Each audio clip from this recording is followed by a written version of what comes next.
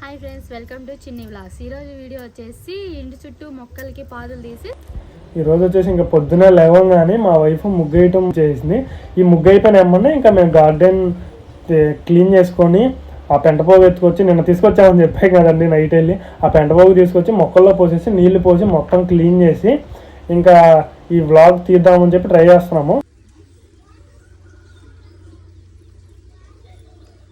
ఈ అంటే ఇష్టం, నాగరాజుకి అయితే ఇష్టం ఉండదు. కానీ అయినా కానీ నువ్వు చుట్టూ గచ్చే ఇచ్చిన దాకా నేను ఇలా పెడతానే ఉంటానని చెప్పేసి పెట్టాను. ఇదిగోండి పింక్, ఇది ఒక కలరు, ఇదా ఆరెంజ్.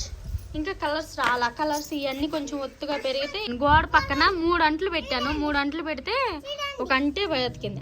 చెప్పి చెట్టుకి ఆంచిన, మా పిల్లలకు కట్టించిన ఆంచన్లు నేను చెట్లకు కడుతున్నా.